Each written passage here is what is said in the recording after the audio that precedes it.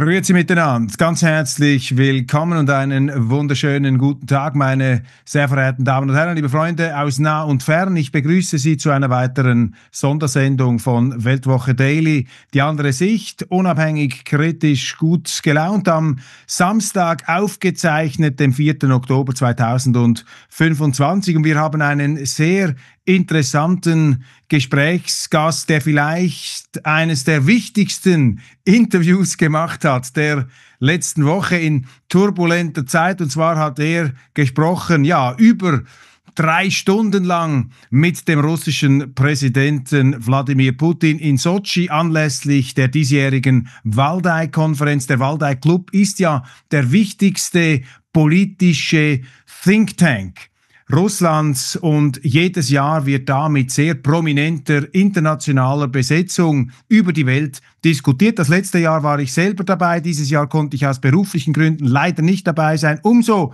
glücklicher bin ich, dass heute bei uns dabei ist Fjodor Lukjanow. Fjodor Lukjanow, um das zu wiederholen, Ihnen bestens bekannt, ist der Chefredaktor von Russia in Global Affairs. Das ist eine ganz wichtige Publikation, in der eben strategisch nachgedacht wird über die Welt, über die Entwicklung, über die zentralen geopolitischen Trends. Er ist daneben auch Research Professor, also Forschungsprofessor an der Higher School of Economics in Moskau und ebenfalls Research Director, also Forschungsdirektor beim Waldai Club, Russlands wichtigstem Think Tank. Und in dieser Eigenschaft hat er am Donnerstag zum 9. Mal in Folge den russischen Präsidenten interviewt, ihn also in unterschiedlichen Situationen kennengelernt und wir werden natürlich darüber auch mit ihm sprechen. Jetzt wechsle ich auf Englisch, obwohl Fjodor sehr gut Deutsch auch kann, aber es ist angenehmer, wenn wir da uns auf Englisch unterhalten, zumal mein Russisch nicht vorhanden ist, keine Satisfaktionsfähigkeit in diesem Bereich. Hello, Fjodor, great to have you here. I see you have safely returned from Sochi. There have been some drone alarms in Russia, as I've heard. Is that true? Hello, Roger. Thank you very much for inviting me to this show. It's always a huge pleasure to talk to you. Yes, it was a drone alarm, but how to say, it's as normal as possible nowadays in Russia. Unfortunately, it got to be a routine since last year, that the Ukrainian side is trying to keep Russian citizens, so to say, in a good shape, to be all the time on alert. And the disruption of some flights is quite frequent. So Sochi, which used to be a city, a place for pretty important meetings, this time Valdai and another meeting with the participation of President Putin, it was not very surprising that they tried to disrupt it. It was not very successful, but yes, my flight, the delay was around 3 hours, but so what? It's fine. Okay. We're just in the middle of the topics, the drones. There is a lot of talk about drones also in Europe, drones all over the place, in Denmark, even in Switzerland, drones have been viewed. Can you say something about these drones? Whose drones are they? Are these Russian drones? Is the Russian President Putin covering the airspace of Europe, of the NATO countries, especially with drones these days? And if so, what would be the purpose of all this? First of all, I don't know, because I'm not the drone operator, unfortunately. It might be seen as a very fashionable occupation these days everywhere, but I'm not.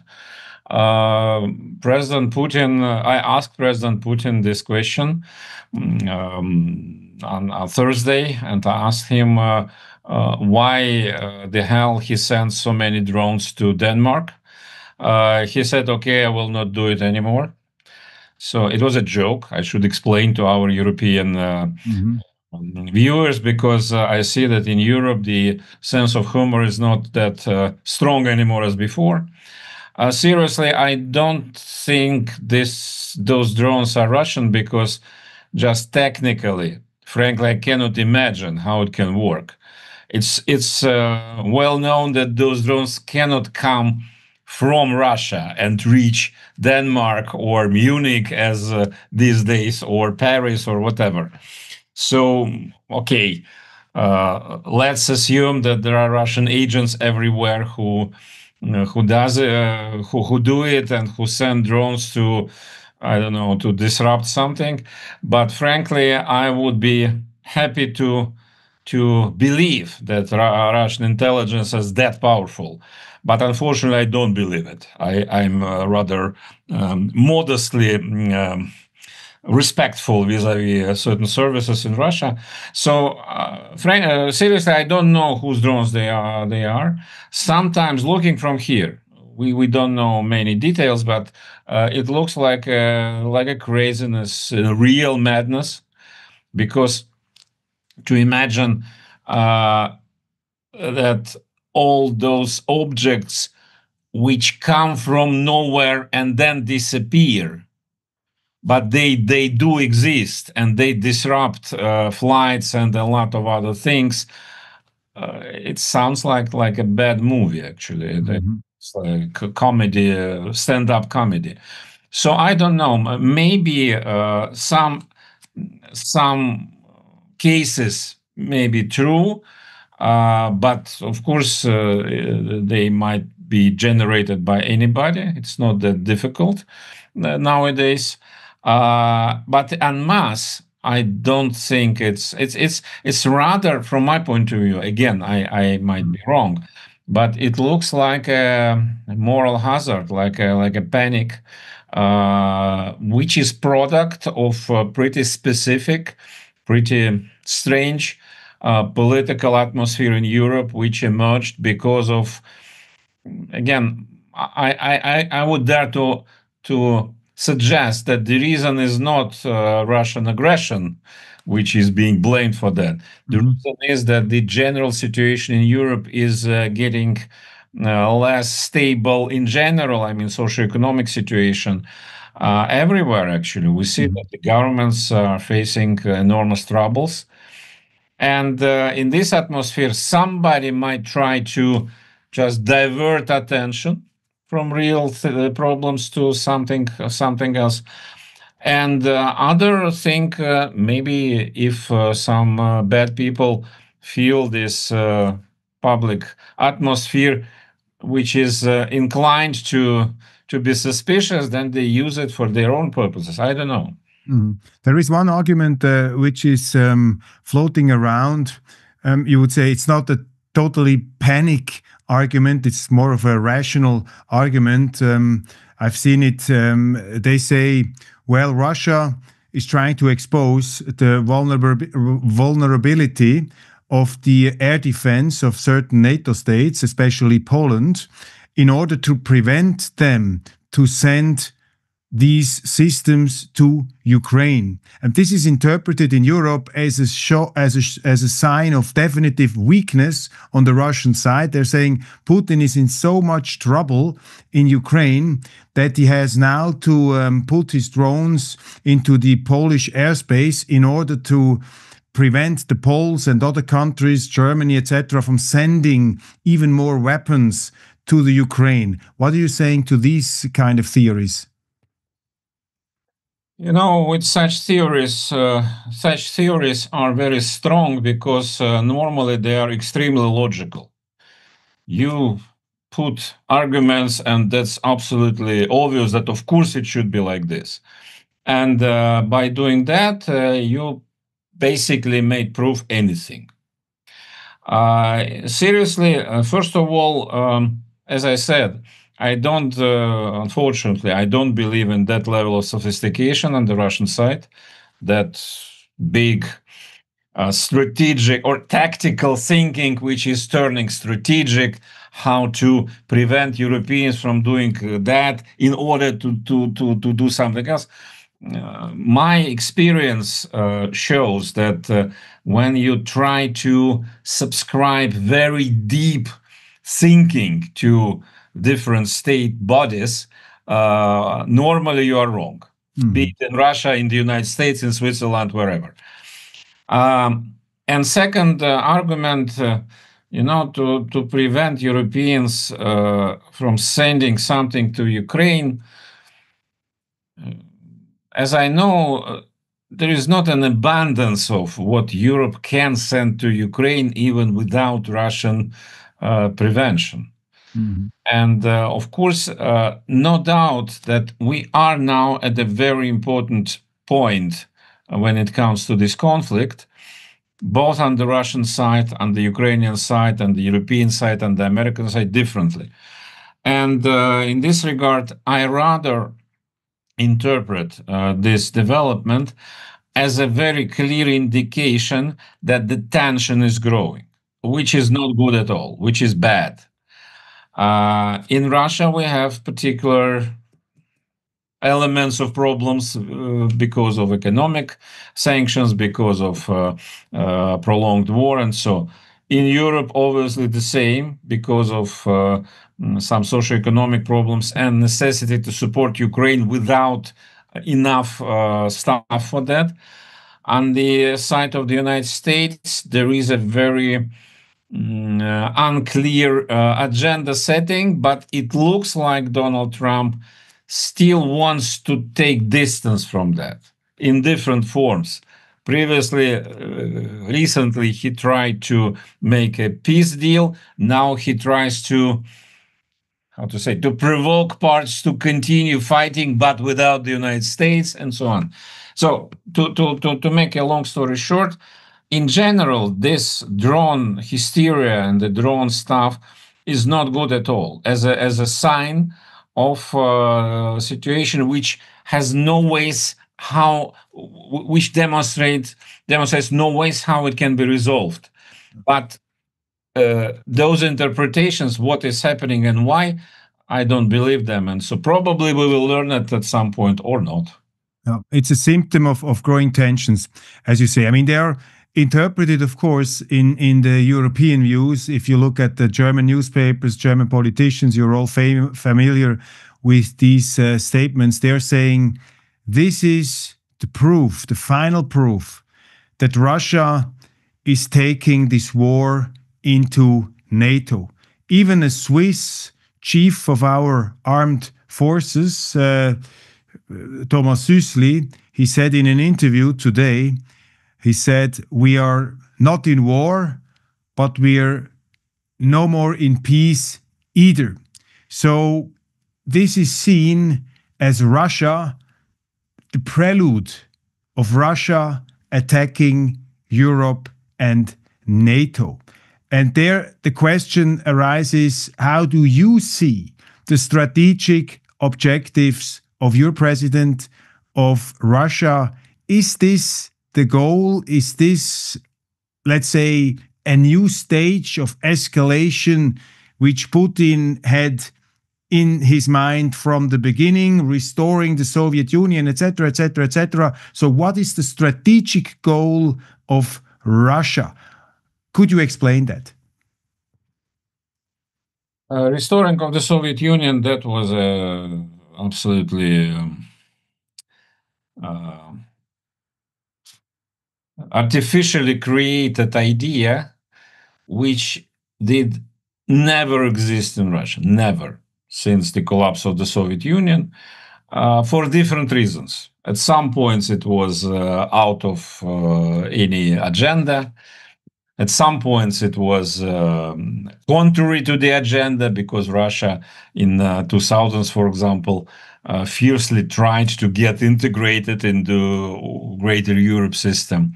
Later on, some people started to dream about not restoration of the Soviet Union, but increased influence in the space of the post-Soviet. But never it was anything which serious persons in the Russian leadership, in particular President Putin, considered as a realistic development. Soviet Union has gone. Soviet Union will never re-emerge. Some people might be very sad about that, but even those understand that that has gone. And there's another long discussion about Russia, how it is changing inside. But I would dare to say that if we hypothetically, as a fantastic scenario, that suddenly the restoration of the Soviet Union would, for some reasons, become a possibility, I'm not sure that majority of Russian people would say that we want those territories back, all of them or big part of them, for many reasons. The transformation of Russian society is not a topic which we discuss today. As for strategic goals which are a bit closer to the reality, I would say we discussed it, Roger. We discussed it several times with you, and I can only repeat the same. Putin's agenda has never changed since February 22, and it is still in place today.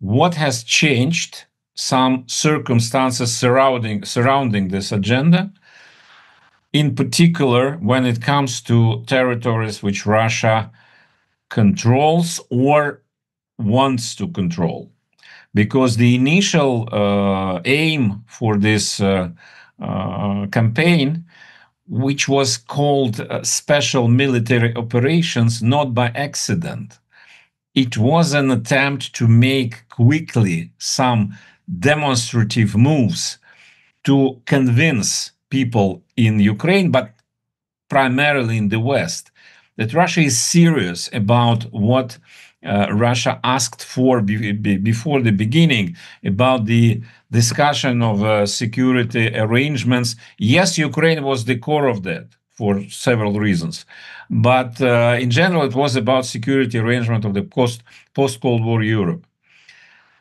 Since even after the beginning of the armed stage in 22, no one could imagine in Europe or in the United States at that time to discuss with Russia those issues. And if you remember, you certainly remember, the goal proclaimed after Russia started this war operation, the goal proclaimed in Europe and in the West, as especially in Europe, was we need a strategic defeat of Russia.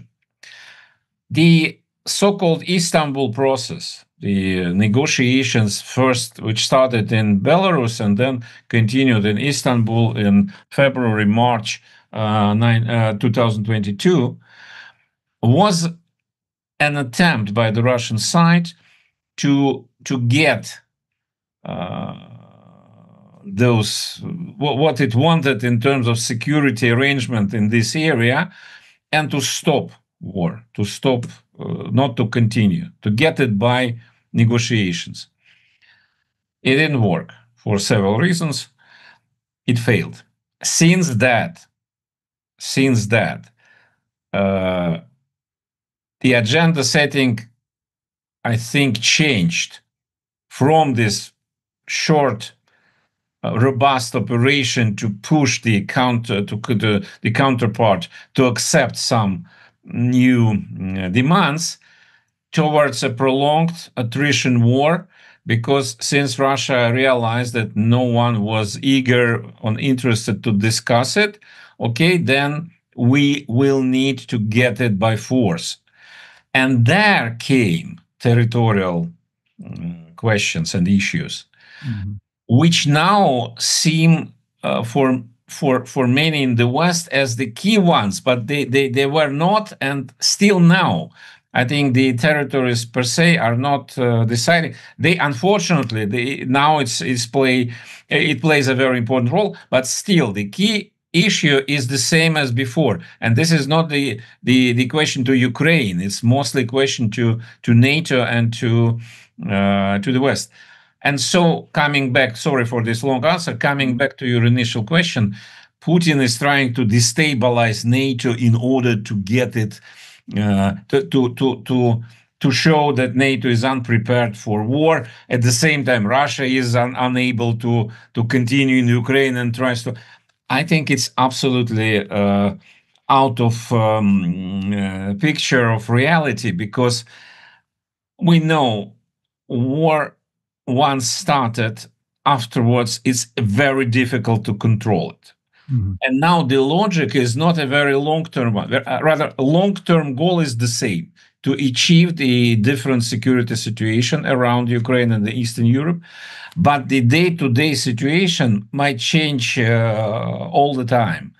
And to those suggestions that Russia is trying to escalate in order to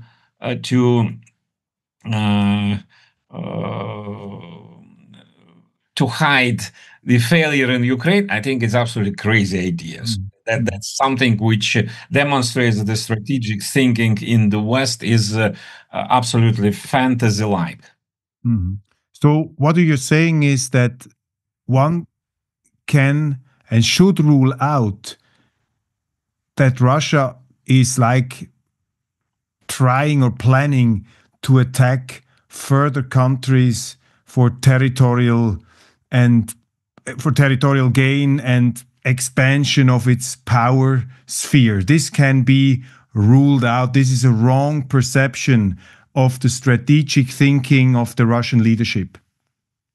Not completely wrong, because as a commentator and scholar in international relations, I remember all classical writings and theories which state that this willingness to increase, to widen the sphere of influence, that's normal thing. That's how politics work. Mm-hmm. International politics works since, I don't know, ancient Greece. Of course, having said that, I understand very much, and everybody understands that the complexity of today's world shows that this expansion of the influence does not mean necessarily military expansion of the territory. More than that, sometimes it's harmful to the expansion of influence. So, in this regard, of course, the whole discussion about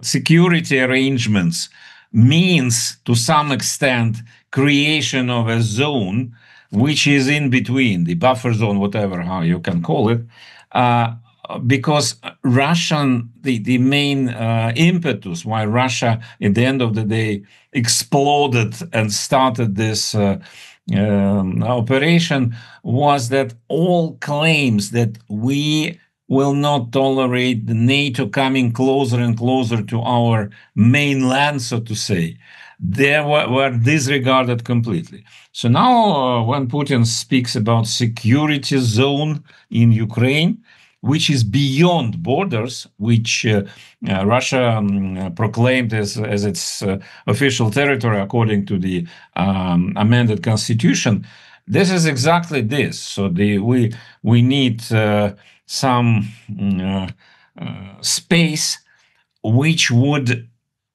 from very classical military point of view, which would separate us from the potential or real enemy.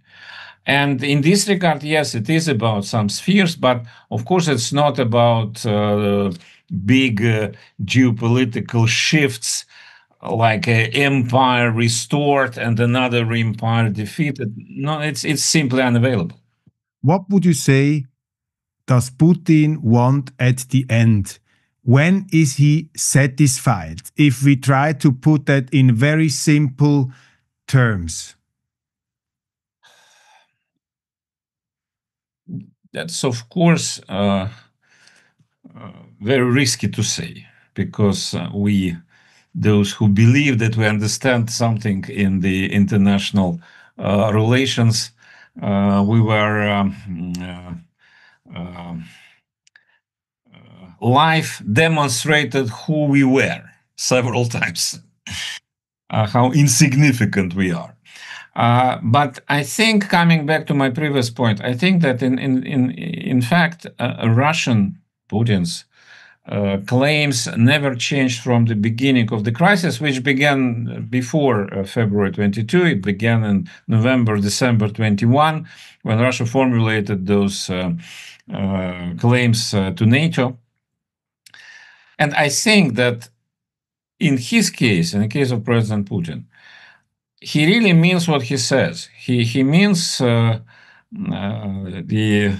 territory which is legally Russian according to the amended constitution, which means the whole of Donbass, and those things with neutral status for Ukraine and limitations on military capacity of Ukraine, be it its own military capacity or the capacity which can be delivered from the West. That's it. Then you can discuss a lot of nuances or details which might be even more important than the main core of this, but still. And I don't think that ambitions of President Putin are much bigger than that. He, at least before, he is in place for quite a while. And we know that he is not an adventurer. He is a pretty patient, realistically minded statesman. Realistically minded means that he knows the real capacity of the country. And I think that his sarcastic response, which he repeats all the time, and this time when we spoke on Valda, it was again, this sarcastic response to suggestions that Russia might try to attack NATO in order to conquer Europe, he knows best that it's absolutely impossible. And that's why he when he says that I cannot understand how they can believe that, that's very sincere in my view. He said, calm down and sleep well. Okay, calm down for sure, sleep well. I'm not convinced it can happen, but yeah. In the European Union, the strategic goal now seems to be, if we listen to Friedrich Merz, if we listen to Macron, if we listen to Keir Starmer, they say Russia should not be allowed a military victory in Ukraine. We cannot allow this. This would stimulate the appetite of the monster in the Kremlin. And it seems that they are now motivated or even fired up by this famous post of Donald Trump when he said Russia is a paper tiger. So the rhetoric in Europe goes, Russia can be defeated on the battlefield. Russia is in deep trouble. Putin is under immense pressure on the home front. He's actually, I'm just slightly overdoing the point, he's basically fighting for his own survival, and victory is close. When we persist in Europe, we can and we must defeat Russia on the battlefield. What do you say to this perception? What's your comment? My comment would be it's absolutely unrealistic perception, because if Europeans, the European institutions or particular countries, particular leaderships would seriously consider to defeat Russia on the battlefield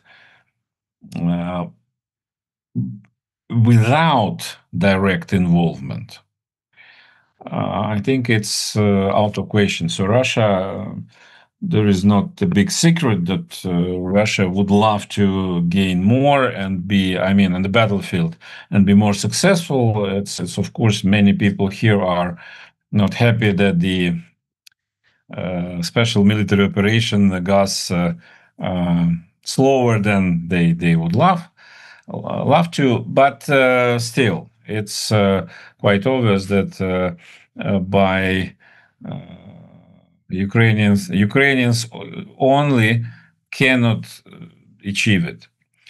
Then the question, does it mean when European leaders say what they say, does it mean that they are ready to get involved, to go and fight Russia in Ukraine or somewhere else? It's you know it better than me. I didn't visit Europe since quite a long time, but I doubt that people in Europe and especially and also leaders in Europe really mean that they need to participate in a direct military confrontation with Russia, especially given the fact that the position of the United States and President Trump in particular is ambiguous. So the post in the Truth Social, which you mentioned about the paper tiger, created at the first moment and created euphoric feeling in Europe and in Ukraine because, okay, yes, at last Trump made a U-turn, said that Russia is a paper tiger and Ukraine can win everything back. But after a short while, people started to think a bit deeper, what did Trump mean? And now it looks like what he did mean was actually he tried to provoke both sides. To provoke Russia, but by saying that you cannot do, I mean, I'm disappointed, you cannot do things, guys. You are paper tiger and it's not a serious military power. Show something.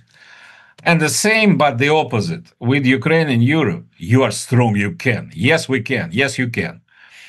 And actually, that's a way to encourage fighting.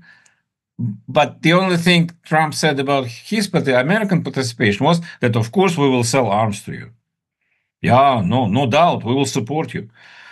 And then the question arises: well, is it really so that if Europe will be part of war with Russia, that the United States will participate as well? Not necessarily. So at the end of the day, my reading of Trump's position at this point, which might change, we know that Trump is a pretty dynamic person, to put it mildly. His position is what he said before, actually. Mm-hmm. If we cannot stop guys in the garden fighting each other, let them fight. They will be tired, and then they will stop, and then we will come to do something. Probably he means that. Of course, this position is pretty risky because in the tense atmosphere which we discussed earlier, something can happen which would unleash the chain of events which afterwards no one would be able to control. Mm-hmm. And then again, Europe will be hit anyway. United States, who knows? It depends on them. So let me say this way: in case of undesirable negative development, Europe will have no choice but to fight, but to get part of the extremely dangerous game. United States will have a choice whether they decide to participate or not. Mm-hmm. And they will decide. That's the difference. I think it's a very important difference. US will decide for itself. Europe will not decide. Europe will just follow the flow of events. And Trump also said, which caused even a little bit of panic, especially on the side of the Poles in Poland, because they were seeing it clearly. He wrote, with the support of the European Union, you can win, which means we don't have anything to do with it. I mean, it's no problem to defeat Russia. And if you don't, it's your fault. It's not the fault of the United States. I mean, in the United States, there have been some commentators who said that's rather cynical of the American president because the United States are still seen as the leader of the Western world. And he's basically saying, well, Russia cannot be taken seriously as a military contender. So you can beat them if you support Ukraine. It's not our business, basically. That's the core message, right? Yeah, it looks like this. Of course, as I said, Trump can change mind, and around Trump we see different persons with different views on that. But in general, so far, Trump is a person who, and Putin said it in almost openly in our conversation. We don't need to pay attention to each word Trump says, because he is the master of his words. He gives word and he takes words. So, but otherwise, if we disregard those contradictions step by step, the line is pretty linear. He doesn't want to engage. He understands that he cannot disengage completely, at least at this stage. But he's trying to rationalize the engagement, to minimize the engagement. And yes, indeed, if, as you said, I think if Europeans will try and fail, then he'll say, "Oh, it's your too bad." fault. I mean, you mentioned the Russian president several times. You have been in conversation with him on Thursday in many hours. I mean, how does it work when you interview the Russian president? Are you discussing the interview in advance? Do you have a chat, the fireside chat, before you meet him in a small room and you exchange some niceties and some small talk? Or how do we have to imagine the process of interviewing the Russian president? You did it for the 9th time now. First of all, it's not exactly my interview with the Russian president, because there is a meeting with 140 approximately persons from the whole world. You were there last year, so you saw how it works. And I ask questions, and some questions myself, and I guide the discussion. So I pick up persons in the room. There are, of course, many those who want to ask, and so. No, we don't have any conversation before. Very short. I meet him, and then I say goodbye to him. Of course, some ideas about the main lines of the discussion are being discussed with the president's staff. They sometimes, not every time, but sometimes they pass some wishes from him, what things he would love to explain. Normally, it is something which people from the audience will ask anyway, or want to ask anyway. Sometimes I ask issues which are vitally important, and obviously that everybody would love to listen to that. But I would dare to say I never participated in something like this in other countries, but I don't believe that there is any comparable format anywhere else in the world. No leader would be able and interested to have 3.5, 4 hours spontaneously run conversation with very, very different people and different questions. So in this regard, Putin is pretty unique, and I can say it's fact of life. I don't try to please the president this time. Last recent conversation was maybe the most positive out of all I participated. In what sense positive? Positive in the sense he was not aggressive, he was not nervous, he was very nice actually vis-a-vis everybody. He didn't want to. Sometimes previously, in previous years, I saw him in a more, so to say, exalted mood, and he wanted to hit and he wanted to respond to it. Not this time. At the same time, he was very energetic, because before it's some years were much calmer, so he was less engaged. This time he was very much engaged, and he was really willing to talk. That was after almost 4 hours. he said himself, maybe it's time to end, and then he continued. And then it was like you visit your friends and you know that it's time to go, but you still keep talking and so on. And it looks like he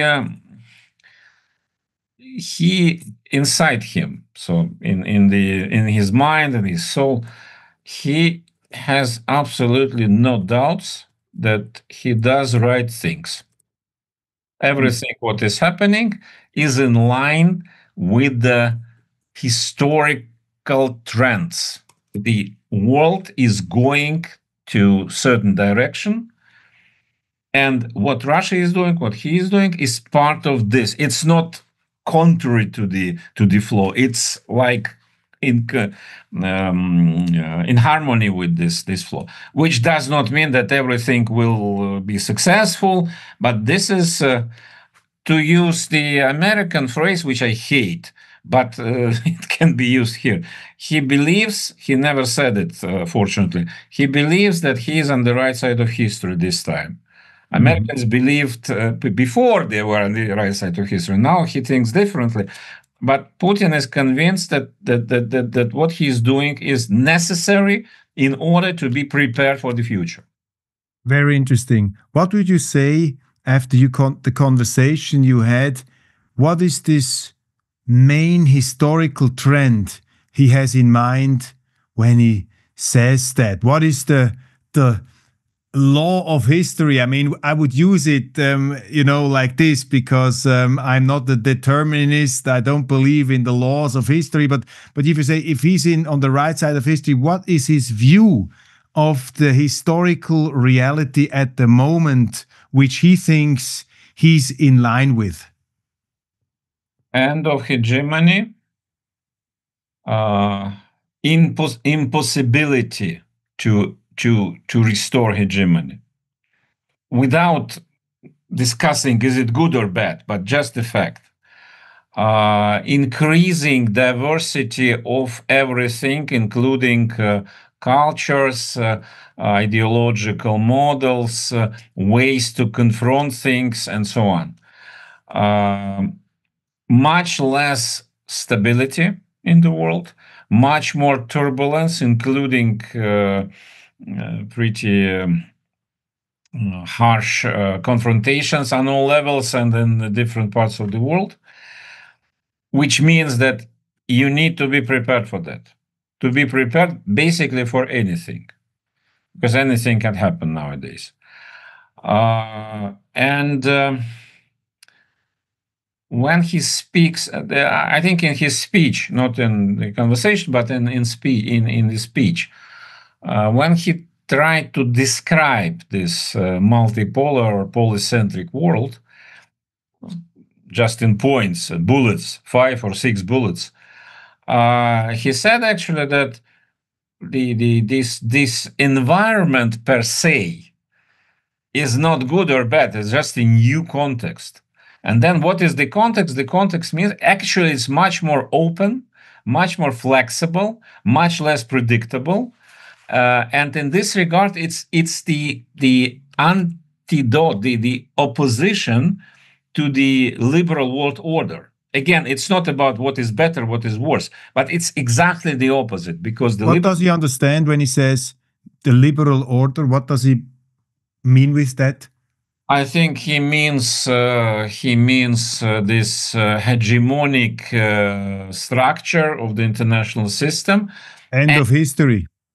Yeah, end of Fukuyama, liberal capitalism, American style will be the dominant system all over the world, more or less the same as we have it in the West. This will be the universal. But exactly, universalism as the aim.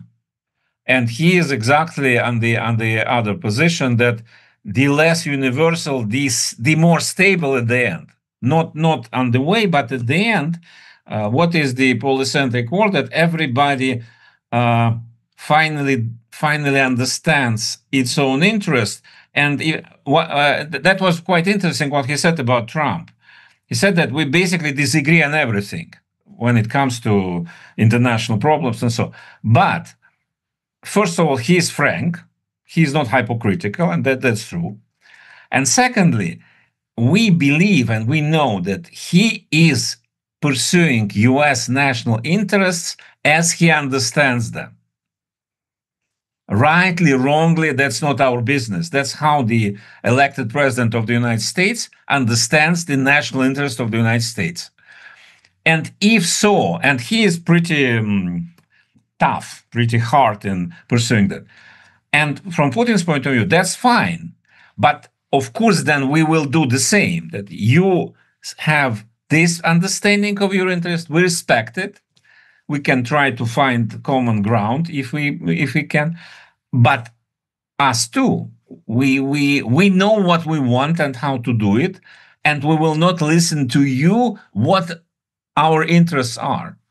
And that I think it's quite interesting, clear explanation, which is for me it's obvious, but for in the context, in the framework of the liberal world order, it's something which is absolutely which should not be. So that's the conceptual thing. Yeah. Interesting. He said in his speech, and I think also in your Q&A session afterwards, he was speaking of the renaissance of diplomacy, the return of diplomacy, the return of the need to talk to each other.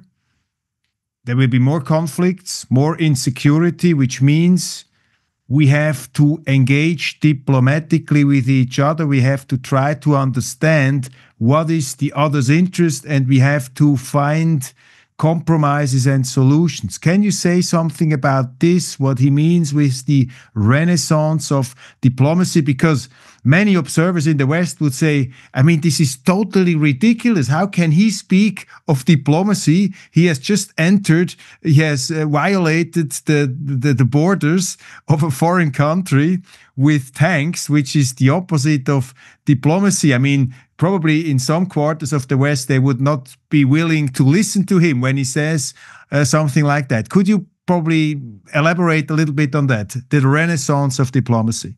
Oh, I have no doubt that in many constituencies in the West, no one will listen, no one will try to understand what did Putin mean. It's quite normal. So we know that from the very beginning. He started to try to explain things to them from the very, very early period, very, very early stage of his rule. Beginning of 2000s, when he started to get engaged in very intense diplomacy. And his main message, which he repeats now as well, but at that time it was in much more constructive and polite, nice form. The message was, guys, you need to understand, if you do something, if you push the button, so then something will follow, something will happen because of that.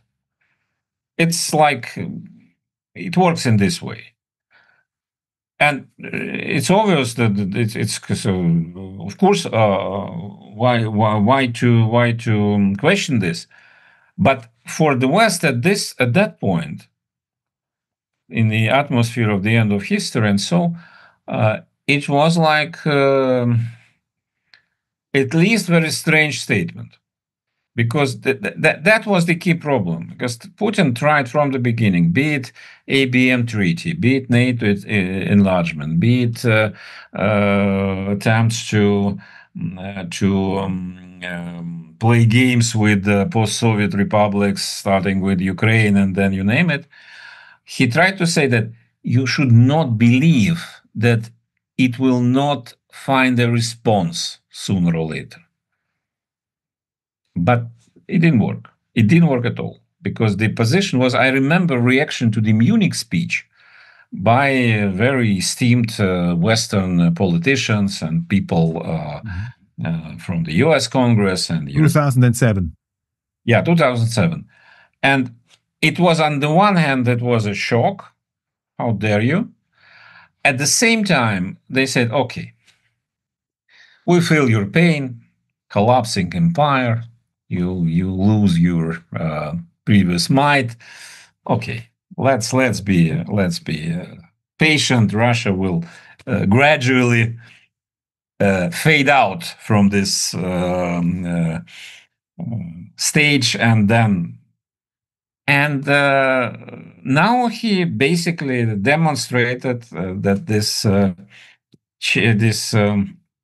interconnection between some actions and consequences does exist. When he talks about diplomacy, he means that, yes, violation of borders, if somebody would say that it's the first time in history that some big country dares to do it, I would doubt, because if we look at the history, that's actually, especially in Europe, by the way, that's any century. If we look back, any century, borders changed profoundly, completely. Why should the 21st century with the exemption? No, I don't know. But actually, the real diplomacy, classical diplomacy, is needed when something happens, when crisis happens. And yes, we can have different views, many views on what happened between Russia and Ukraine, but it happened for reasons which we discussed now. And so what? Then the dilemma, the choice is between strategic defeat of somebody, Russia or maybe Ukraine, or diplomacy. Because, the previous stage was the liberal world order stage.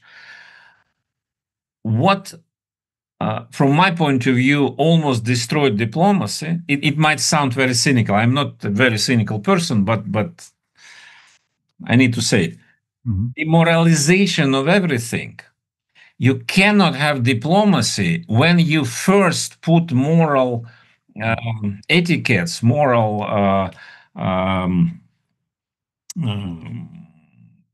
assessments, labels, on sides. Because if you do so, if you say this is an evil, this is the right side of history, how you can compromise with devil? You can't. This is a good European Christian tradition, so you should fight the devil, and that's it. That's over.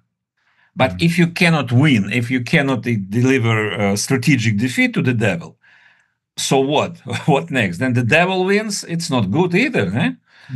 And I think that was the main issue. If we look at several conflicts after the Cold War, in Europe, like Yugoslavian disintegration, in the Middle East, in Africa, all the time, somebody would be seen as the right, as the side which should win morally, and the side which should lose and accept the moral superiority of that. Again, it might be you might have different views on that, but diplomacy cannot work in this way. Yeah. Moralism is the opposite of diplomacy, and of course, diplomacy comes out of realism, and realism is also the opposite of moralism. So it's a different, you could say, a different framework that you have discussed in your conversation with the the Russian president. Can you say us probably some personal observations? You have mentioned already a few of the presence he had in the room. What was your personal impression of President Putin all over? You've seen him 9 times now in these circumstances, in different circumstances. Would you say, I mean, it's a long time he's in power. What's your observation there? Is he in what shape, in what kind of thing did you see him? Of course, it's unfair to me to jump to big conclusions, because 4 hours on the stage is a long time, but not enough. I can just have a comparative research or compare him at different points in, say, I think the first conversation was 2017, so it's 8 years, so 9 times. He is now more energetic than he was, for example, 3-4 years ago. Because 3-4 years ago, it was a feeling that he started to be a little bit fatigue, a little bit tired, or not anymore, not at all. He is less emotional because he used to be, especially sometimes, not recently, but say previous decade, a couple of times, he was much more emotional. He tried to say things, to convince. Now he's not trying to convince. I think he's deeply, he's firm in his own belief, and he's not in the mood to deliver, to save souls of others. Okay, so to say, he offers his perspective, but if you don't take it, it's your business. He again, we already discussed it earlier, that he, to some extent, he's a fatalist. He believes in the fatum, and he believes that the fatum is on the Russian side. If so, if I'm not wrong, then we can go back to discussions which were, for example, very vocal around the Alaska meeting. What compromises Putin is ready to make? And I tried to say to all journalists, for example, who asked me, the foreign journalists, it's a wrong framework. To talk about compromises in this framework is not completely, it's not relevant. Putin doesn't see it in this way. He really believes that there is a setup of issues which absolutely should be solved, because this is the existentially, vitally important interest, security interest of Russia for the future. More than that, I would even dare to suggest that he believes that this is his historical duty, because next generation will not be able to do it for many reasons, including they have a different experience, they grew up in a different situation, because Putin's generation, baby boomers, they, in our Russian context, it's really unique. They experienced such a profound shift. They basically, all of them, they lived two lives, different lives. Life before the collapse of the Soviet Union and after the collapse of the Soviet Union. They correspond to each other, but not entirely. And that's why I think he is so convinced that he sees it as his historical duty to settle this issue for Russia, the Ukrainian issue for Russia. And I can, for example, compare his appearance this year with what we had 3 years ago in October 22. And that was probably the worst period for Russia on the battlefield, when Russia suffered heavy losses, lost Kherson and part of Kharkov region. That was really, some people here were scared that this war would end up with really strategic defeat. And it was a Valdai meeting. And of course, everybody was very, very curious, very eager to see him. And he came and he was as calm, as positive as possible. Absolutely no exaltation, no emotions, no aggressivity. Just, and some people in the room, they asked me after this that performance, tell us, does he understand what is happening? Does he know? And I said, from my point of view, he knows everything, but this is his how he sees it. He sees it, yes, as a very bad moment. Okay, shit happens. Then other comes. 3 years after, we can say that he was right at that point. So, but I remember that episode because of this. I think at that time it was even stronger, that he was absolutely convinced that whatever happens, it should be done. Interesting. And what have been observations of at this year's Waldai Club? Others from that, other statements, the whole mood of the Waldai conference. What was, in your eyes, the most interesting aspect of it, the most interesting statements? Has Foreign Minister Lavrov been there too, as last year? Has he come this time also? Yes, he was there. I wouldn't say that was a closed meeting, so I cannot discuss in details, but he didn't say anything revolutionary. He just explained. Some people asked about particular aspects of Russian foreign policy. He explained.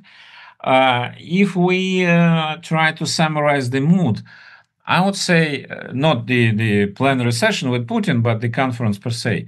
From my point of view, it was pretty rich in substance, despite the fact that I'm in charge of organizing this, the substantial program. I must say that not every year is very good. Sometimes we had some failures. This year, not. I think it was interesting for many people. And after 22, because before 22, of course, Valdai was mainly Western. Half of foreign guests were from Europe and the United States. After 22, for a while, it was totally non-Western. Now we start to regain balance, but not coming back to the pre-22, because now we have, which I think is extremely important, we have a discussion where really different views are represented from Africa, from the Middle East, from China, from India. So vocally and clearly, some people from the United States, some people from Europe.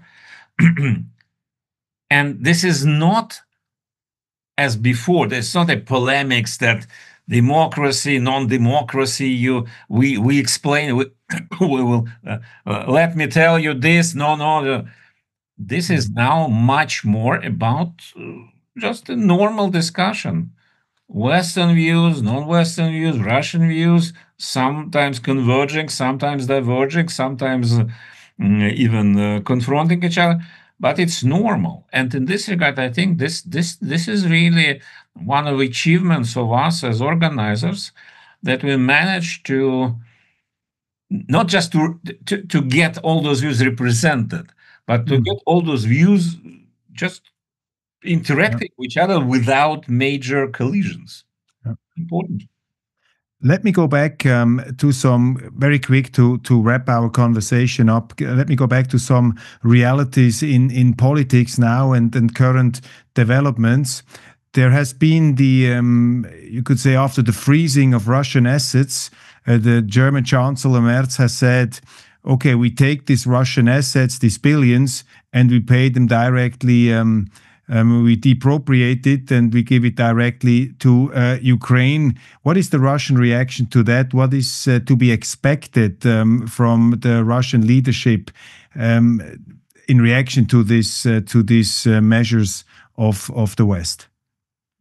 Of course, in the West, people used to say that Putin is extremely brutal against Western economic interests in Russia, for example.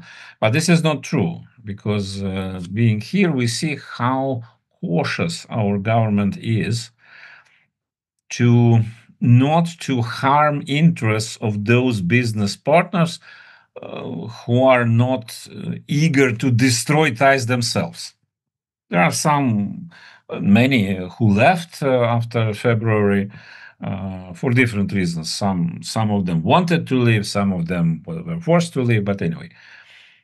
And now, of course, the interest remaining, there are pretty big still now, the European, in particular European, Japanese a little bit now, South Korean. Russia is not in a rush to get rid of them.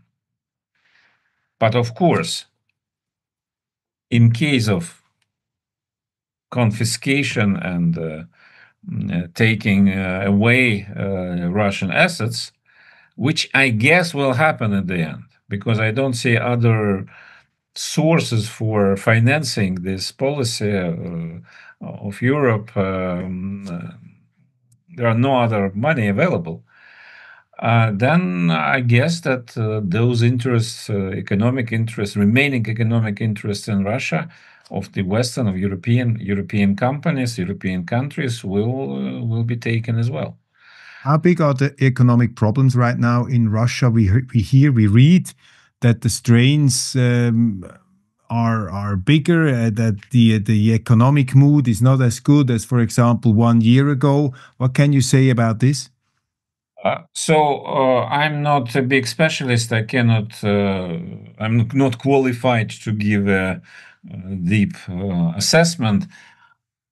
The general observation, first of all, in day-to-day life, you see some changes which are not very positive when it comes to prices, for example.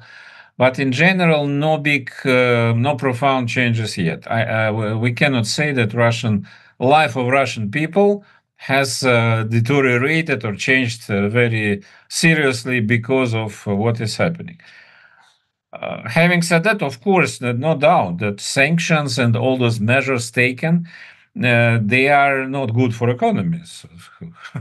It's quite obvious. And in the long run, I think Russia will need to pay big efforts to overcome problems caused by sanctions now and sanctions which can be imposed later on. I would say that what is important for our conversation, expectations in the West, in Europe, we spoke about this at the beginning, that the mood in Russia will deteriorate so much and people will start to suffer so much of economic misery and problems that they will start to put real pressure on the government to end something, to stop military campaign, to re-establish relations with the West. It's not the case at all at this point, at all. Will it be growing in the future? Who knows? Of course, as I said, the economic pressure works much less than the West would love, but it has impact, of course. In respect of this, what you're saying, is this relaxed attitude you described with President Putin, that he's not trying to convince, that he seems to be at peace with what he thinks and that he's on the right side of history, he's reading events correctly. Is this a view that a huge majority of the Russians would have too? Do they see it the same way? Do they think that our president, the Russian president, is in line with the historical trends, is not totally in opposition to reality? Would the majority of the Russians see it that way too? Yeah, most likely I can confirm what you suggest. Putin is still very popular. And yes, indeed, the majority of Russians would say, if asked, that his line is correct, is right. It does not mean, of course, that same majority of Russians would love to continue fighting forever. Those expectations and those hopes that it will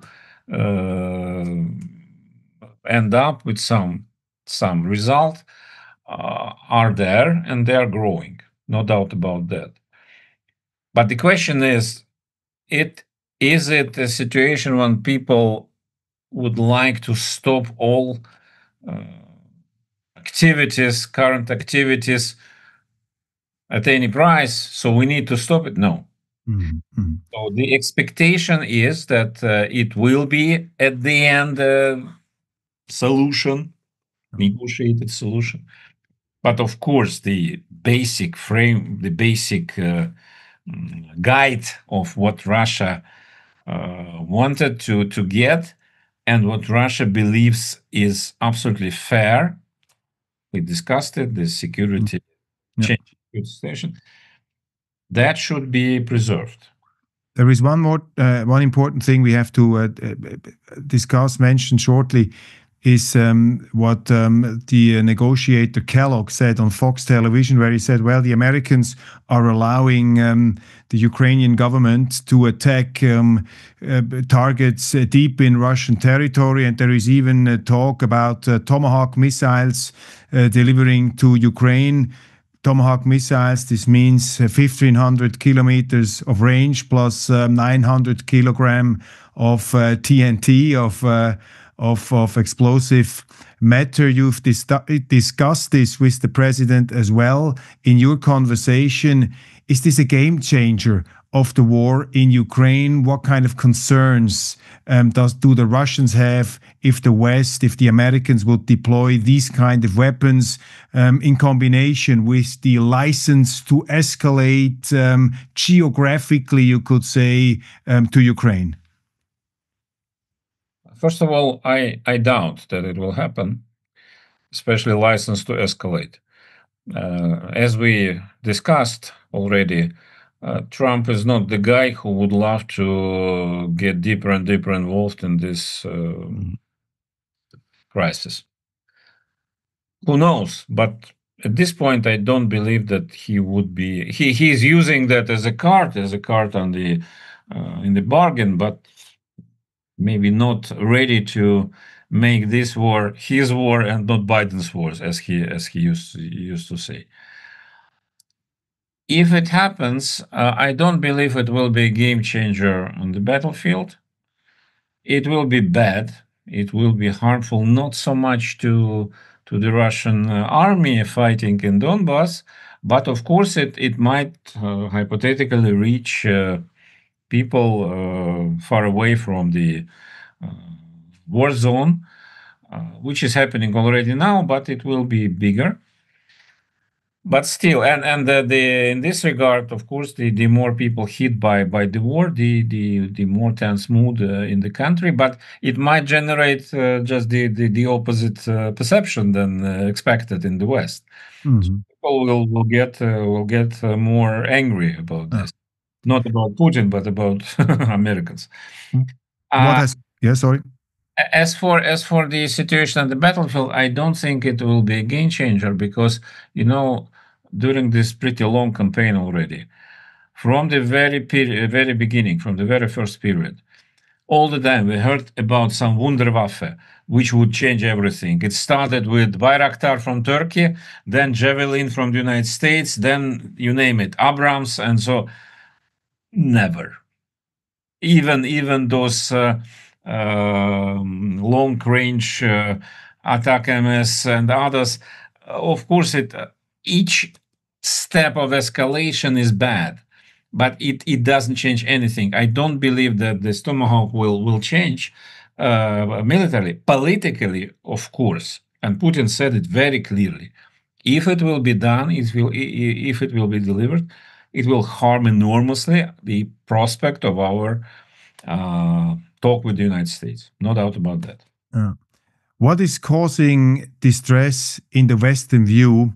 If I read the newspapers, if I'm in conversation with people here, and of course they know that I've been at Waldai conference, they're always addressing me and saying, but what are you saying to this very fierce warfare of the Russians. I mean, now they had the discussions with Trump in Alaska. Putin is giving his nice face, he's saying, well, let's find a peaceful solution. And on the other day, there are swarms of drones, in civilian areas in Ukraine. We get all these pictures from destroyed houses, etc., which creates this impression, which is fostered by the media since the beginning of this war, that Russia is doing some kind of annihilation warfare against Ukraine, a warfare of total destruction, also of civilian infrastructure. They're going after hospitals. These are like beasts coming from the east, preying upon this small country, Ukraine. This is a very strong perception which prevents, even reasonable people here of entering into this kind of discussion you described before, a discussion which would be on a realistic level, on the diplomatic level, not just, putting labels.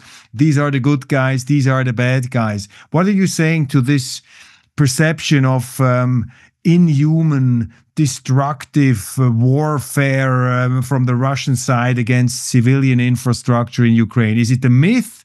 Is it totally fabricated? Is there some truth behind it? What's your view? First of all, any war is terrible, absolutely terrible, and the very fact that wars happen, and this war happened, that's a huge tragedy for Russians as well, and there's a total failure of politicians, of diplomats. So the very fact that any country felt need to use military force, and the main problem, the main trouble with any war is then since it started, you have to follow a completely different logic than normally is applied to the peace situation. That means that, of course, no strategy to destroy civilian objects and eliminate Ukrainian people, to conduct genocide, nothing like this. But if you start a serious war, if you are engaged in a serious war, especially the current war of attrition on both sides, then you need to destroy, of course, there is military targets, which are frequently placed inside civilian areas, because it works in this way. Some plants are in the middle of big cities and so on. Secondly, you need to destroy infrastructure, because infrastructure is the main thing to continue war for any country. Russia is trying to do it in Ukraine. Ukraine is trying to do it in Russia. So this energy infrastructure is being attacked here quite intensely. The only way to stop it at this point, now we can endlessly discuss why it started, who was to blame, but that's far away. The only way to stop it is to engage in serious bargaining about the conditions of peace. And I agree with what Putin is saying, and at some point Trump agreed as well to that. Maybe he changed his mind afterwards, but he said it once, that ceasefire per se in such a big war and such an extended and important war, ceasefire will not stand, will not hold, because ceasefire will be used by all sides to just to recover a little bit, to continue afterwards with the doubled energy. So expectations which we hear from Ukraine, from Europe, and partially from the United States, not from all, but from some people, like General Kellogg, for example, that first ceasefire and then start negotiations. Remember Korea, remember Vietnam, remember some other wars. It does work in this way. Negotiations should be accompanied, or no, just the opposite. The military armed actions should be accompanied by diplomatic political solution attempts to solve. At the moment, the contours, the framework of agreement will be reached and agreed, at least basically, then it might come to the end of military hostilities. Yeah. That's terrible, but it's the only way how we can achieve some peace. I was this year at the World Economic Forum, or not the World Economic Forum, the St. Petersburg Economic Forum, where you also had a discussion of the Waldai Club. I happened to run into a member of the International Committee of the Red Cross. I spoke to him, and I think it's interesting to say what he mentioned. He said, I asked him, is it still true what your former president, Mr. Maurer, said in an interview with Weltwoche in October 22, when he said that the war in Ukraine, contrary to its description in Western and Swiss media, is a war which is characterized by the restraint on both sides hitting civilian targets. And this will be the actual phenomenon about this war. That's what the President Maurer said in our interview, that the Russians and the Ukrainians are really trying not to cause civilian casualties, which is totally opposite to the trends we have seen in all other wars in the 20th century and also in the 21st century, culminating in the war in Syria, where it was more safe, where it was safer to be in the armed forces. Then you had a better chance of survival as if you were a civilian. Would you subscribe to these views? I've just heard, I didn't check it, on the battlefield. I've never been there. So do you think that is true? Is this a war which is totally contrary to the perception we have here, which is actually characterized by restraint regarding the civilian population? I can only listen to what people say, like Mr. Maurer, whom you mentioned, and some other. I heard this a couple of times. And just look at, we have two parallel conflicts in Gaza and in Ukraine. Just look at figures. So I'm not in the position to blame anybody there in the Middle East, but just look at figures. Mm-hmm. Then you understand a lot. Or the way how Americans conducted the Iraq war, for example, it's very much different than Russia and Ukraine do in this conflict. It's difficult to discuss because, again, any war of that scale is a fantastic tragedy. But yes, indeed, we need to be a little bit more realistic about. Again, it's an attempt to escape moral assessments. It's impossible, of course. We live in a moral world, but at least not to use it as a tool in the political game, and just to try to see the real picture. Yes, interesting, very interesting, and it's so important what you're saying. I want to switch to something we have to discuss too, which is the European Union and Europe. You mentioned it before. What would be your suggestion? I mean, you are policy analyst. I don't know whether you're also a policy advisor. You have participated in the World Economic Forum, Carnegie Endowment for Peace. I mean, you have been in the Western world and the Eastern world. What's your suggestion to the leaders in the European Union, especially to Starmer, Merz, and Macron? What's your advice? Please don't ask me for advice for foreign leaders, because I'm not an American person. Americans are very, very keen to give advices to everybody. I'm not.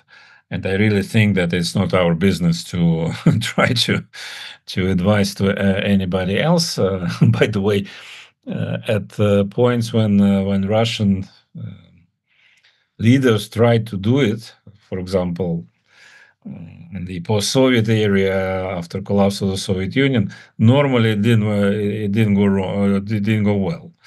It's not our capacity, and thank God, it's not our business. I think that the European Union is in a very, as an observer from the outside, is in a very difficult situation for one simple reason: because it is not a state. Because the state can take sovereign decisions and change the line. The state can make mistakes, even multiple mistakes, but it can also correct them. And that means that, say, United States, China, Russia, India, even the UK, which left the European Union for, when was it, almost 10 years ago, they are much more able to correct themselves. It's not the case with the European Union, because it's not a state, but it's not a bunch of different states either. And putting aside all our animosity now, but just a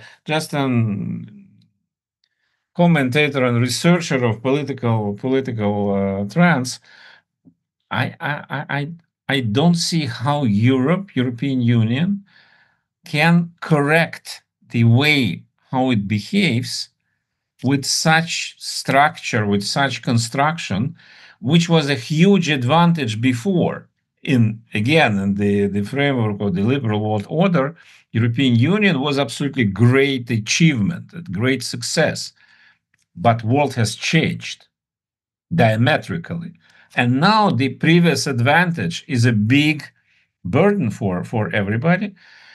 And that's why I believe, one of reasons at least, why the European Union is so stubbornly rejecting any attempts to have a meaningful conversation with Russia about Russia, because they can't.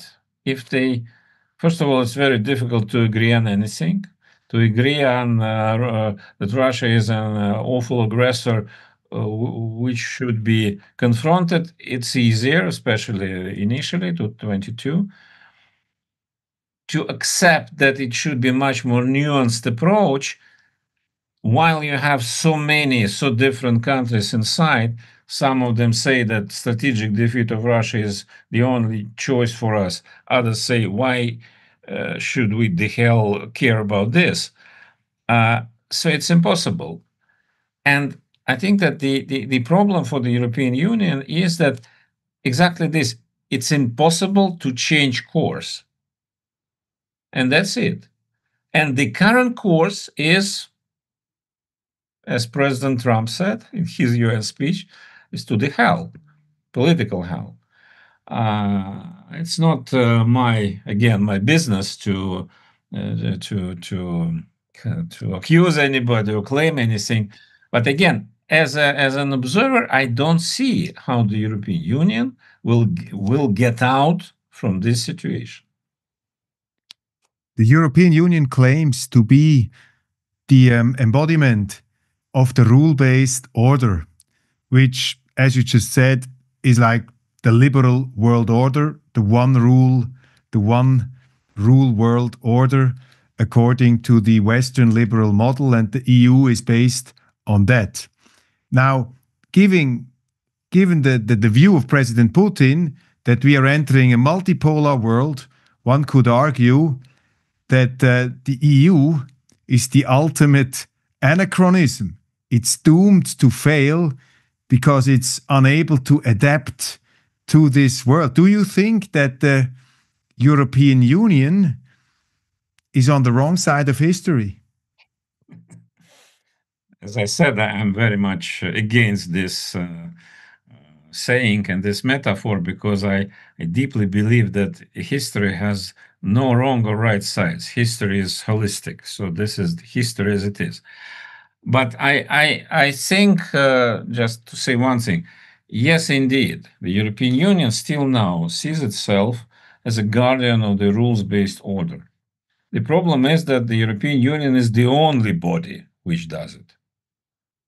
And all the rest, including the United States, which is most importantly, they left this train. And so when you are on the train, which is taking the path to I don't know what, while all others embarked on the other train and went to the other side, that's difficult. And maybe if the European Union would be somewhere else, not in Europe, but somewhere else, it could create some, as Mr. Borrell said, the fantastic garden without all this bullshit around. But in the case of the European Union, I'm afraid is not available. This option is not available. And then, yes, indeed, I don't think, and we don't see any persons, forces, parties, institutions in the European Union who would come with some ideas how to deal with this new reality. More than that, I maybe I'm wrong, but I think that imagine that forces which are very much loved by Trump, or especially Elon Musk and Vice President Vance, will come to power in Germany, in France, in your country, in Austria, and so on. Do they have a lot of space for maneuvering what to do, how to proceed completely differently? I doubt, because that's the problem, that the integration is very deep. You cannot just say, okay, bye-bye, I go. It's impossible. So collapse of the European Union would mean a catastrophe of the scale, like collapse of the Soviet Union. And we remember what it was. But at the same time, to continue in the same way as it is now, is probably not possible either, especially with the hypothetical change of political leadership and so. But again, it's not our business. But it's interesting because you argue in your essay, which we printed in the Weltwoche, about the future of the world order, what is falling apart, the mentality of the people. It's still interesting to see the European Union is based on the idea that the nation state belongs into the dustbin of history. And President Putin said in his speech in your conference, at Waldai conference, he said, well, what we see now in this world of polycentric world, in this world of insecurity, we have some guiding elements.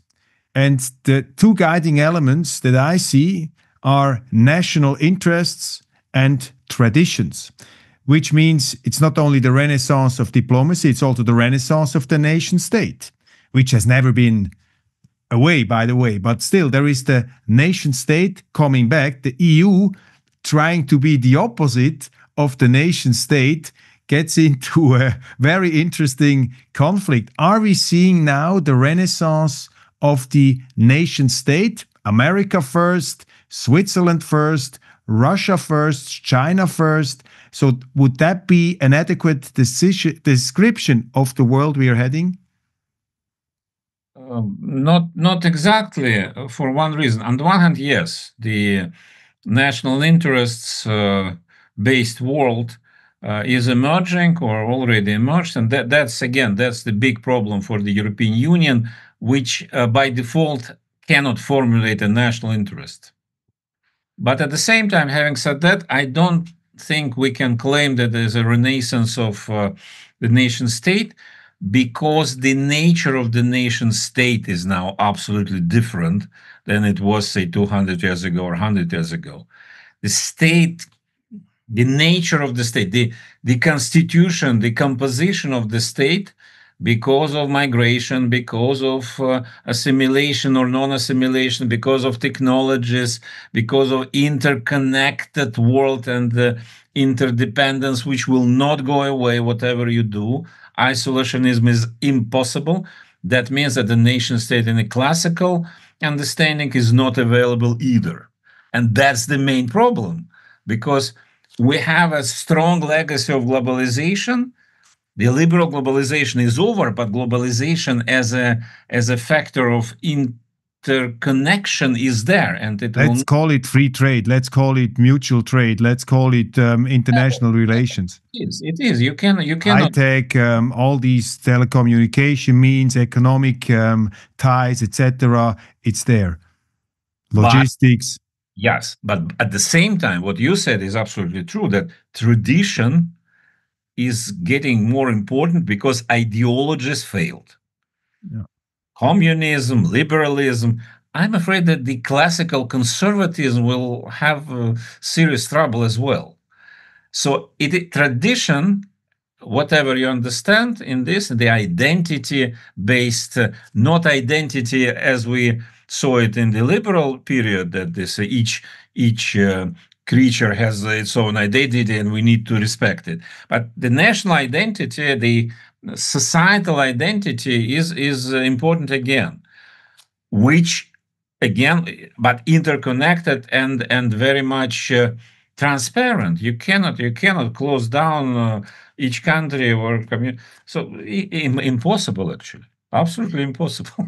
So we are entering the phase of the so-called enlightened nation state, which is somehow more interconnected, but still pushed back also to its own traditions, not to lose them.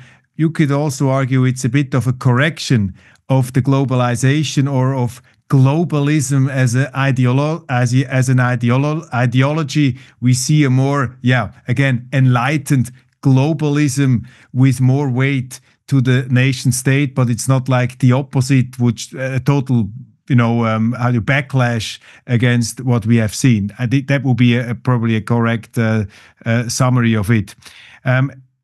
It's very. We just have to look a bit on the watch, but it's. We can continue, but we have to speak again about the thing. The relationship between Russia and Europe and Russia and Germany, they have always been very important. Throughout history, when the Germans and the Russians got along, it was good for both countries. Russia is, its eagle is looking to the west and to the east. How rotten are these relationships at the moment? And how do you see that? The future of the relationship of Russia, Germany, Europe, Western Europe, can this change, quickly, or are we entering a phase of, permafrost, of an ice age, of very long time of bad relations? Do you have any intuition regarding this? Maybe not permafrost, but something close to that.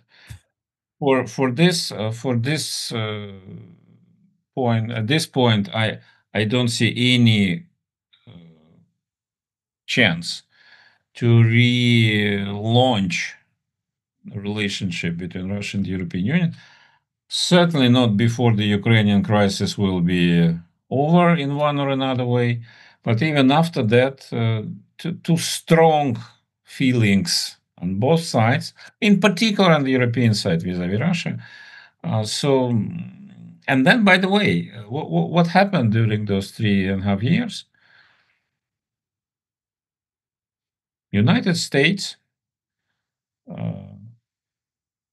made Europe much more dependent on America than it used to be.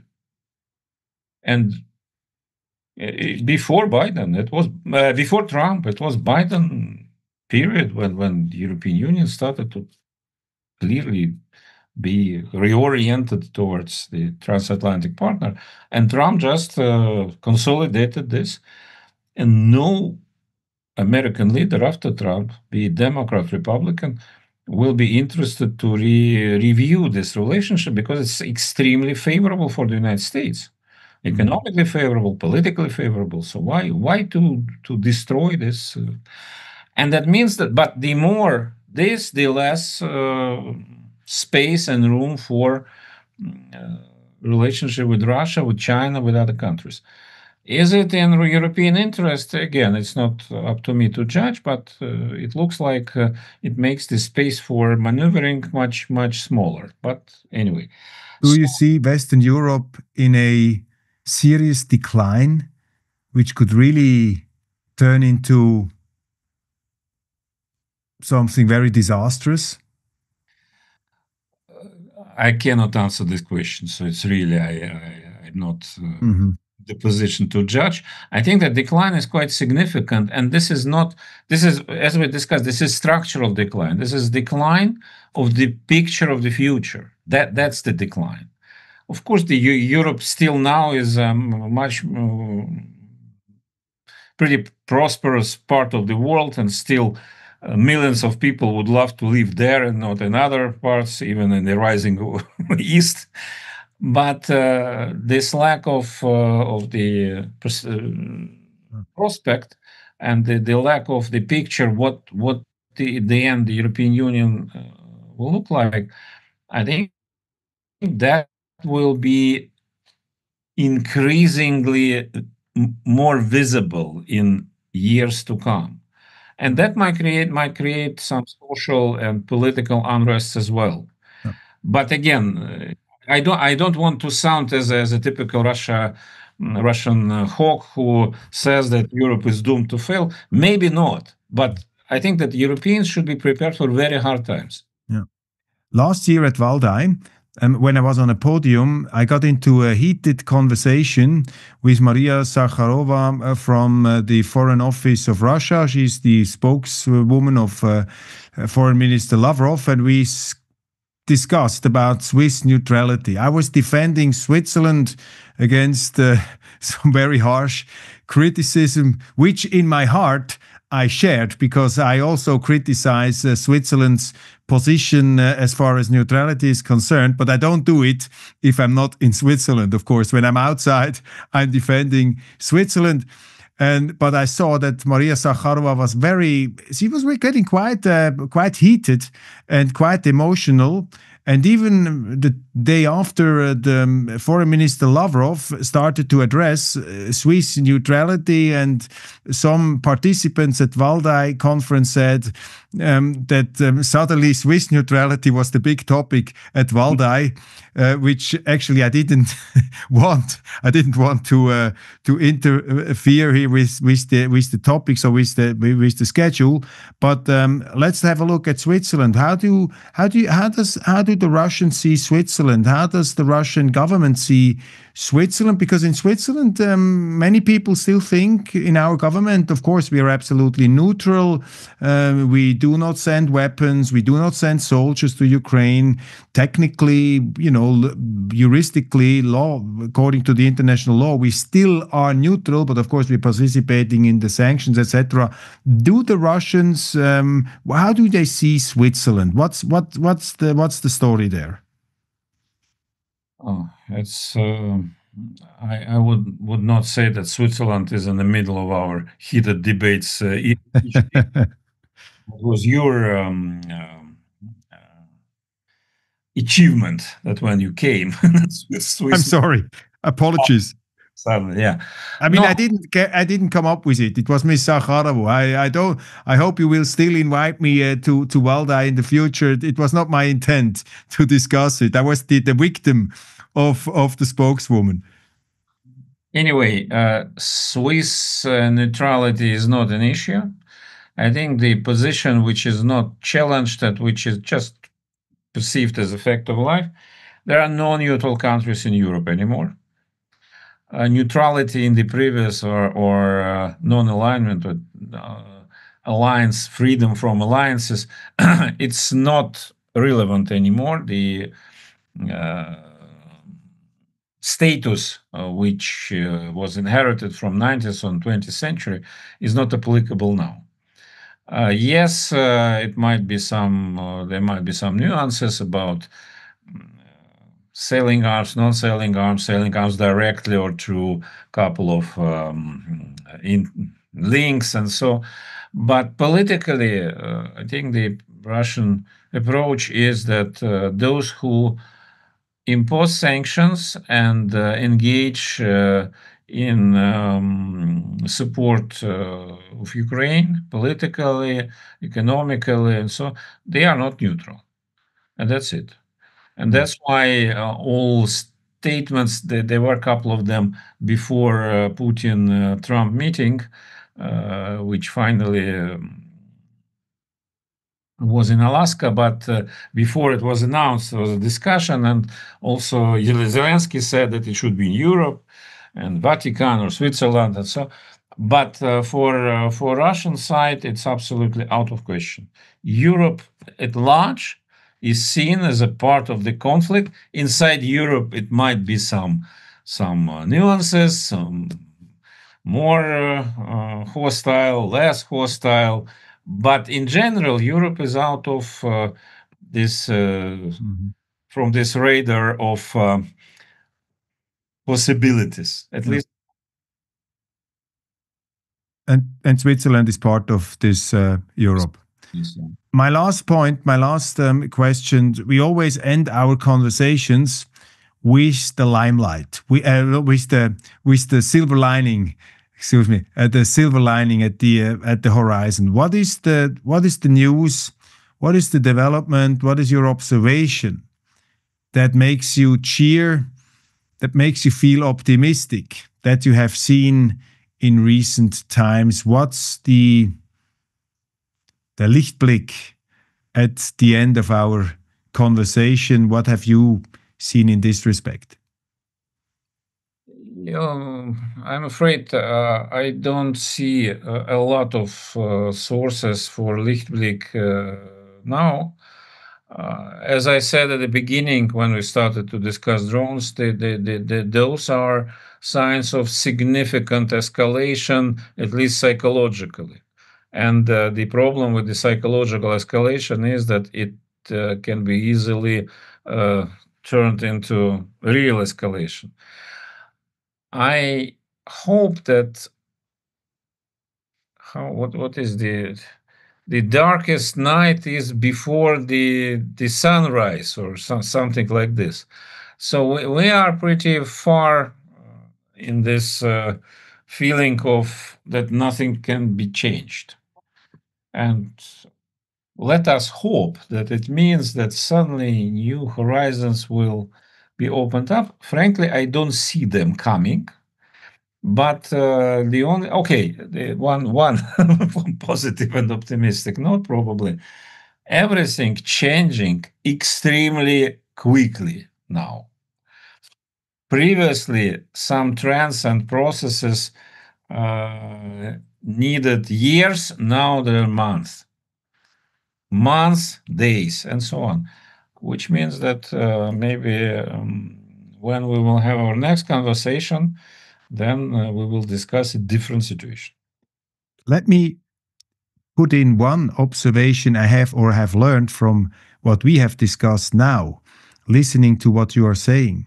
I would say one Lichtblick at the end of the tunnel is that we seem to have three leaders on the world stage: the Russian president, the Chinese president probably, we didn't talk about him, and the American president, who seem to have a certain consensus about the direction the world is running, which means we have a consensus that there are polycentric power entities There is no more any kind of single bloc who should think he can rule everything.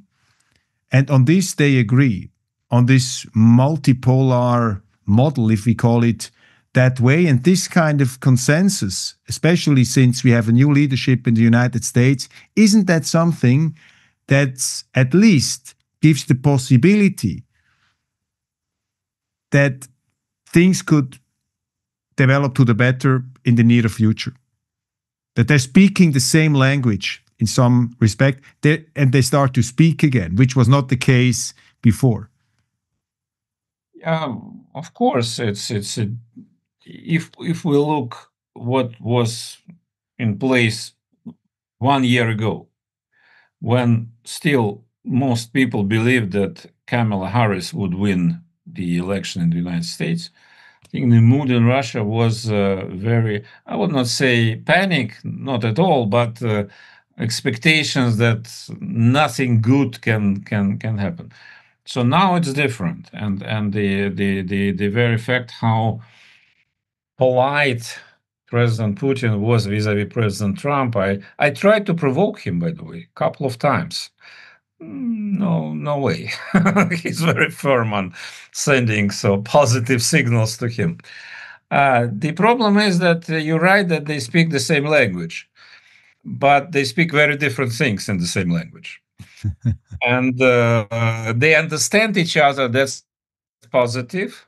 Does it mean that that this understanding will turn into conversion of ideas? Not exactly, not necessarily, but there is at least a hope, because a year ago it was not the same language and no understanding at all. Thank you very much, Fjodor, for this conversation. Extremely helpful, extremely interesting every time. Thanks a lot for your time. Thank you.